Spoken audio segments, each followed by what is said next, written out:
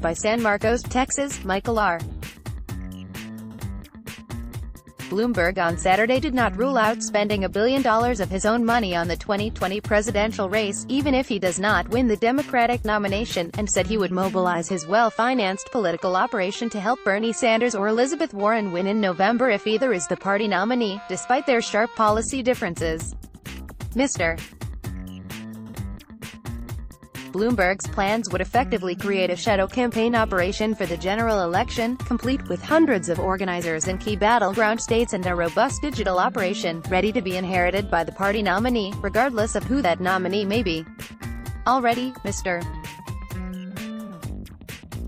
Bloomberg has spent more than $200 million on advertising, putting him on pace to spend by early March about the same as what President Barack Obama's campaign spent on advertising over the course of the entire 2012 general election.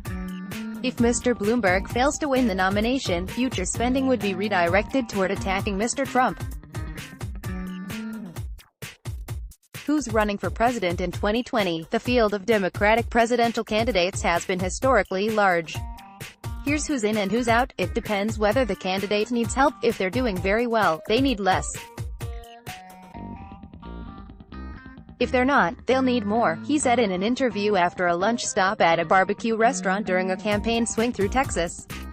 While he did not rule out dropping $1 billion on his effort, the former mayor of New York City blanched slightly at the size of the number, before mentioning the $2.8 billion he spent on charitable contributions last year, with the bulk going to his alma mater, Johns Hopkins University. "You know how much money $1 billion is," said Mr. Bloomberg. "It's a lot of money to me. It's a lot of money to anybody."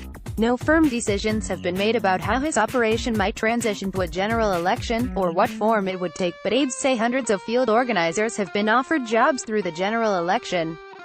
In Texas, where Mr. Bloomberg spent Saturday campaigning, he plans to open 17 offices and keep the major ones operational through the general election, he said. In 2018, Mr. Bloomberg spent more than $110 million to elect Democratic House members through his super PAC, a vehicle that could be transitioned to assist with a general election effort. His extraordinary wealth, estimated at more than $50 billion, has drawn a series of attacks from the liberal candidates in the field, who argue he is essentially trying to purchase the party nomination.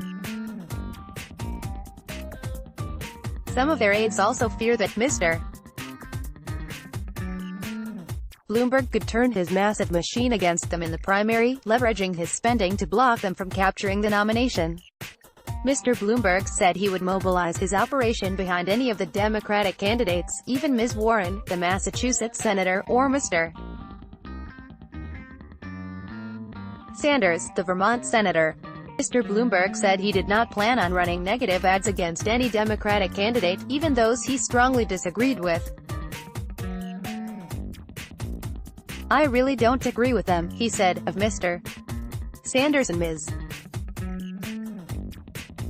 Warren, "but I'd still support them, yes, because compared to Donald Trump that's easy." While most of the candidates are spending the bulk of their time in the first 4 primary states, Mr.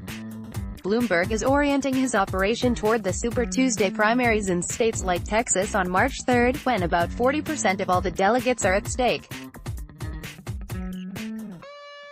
With recent polling showing 4 candidates, Mr. Sanders, Ms. Warren, former Vice President Joseph R. Biden Jr.,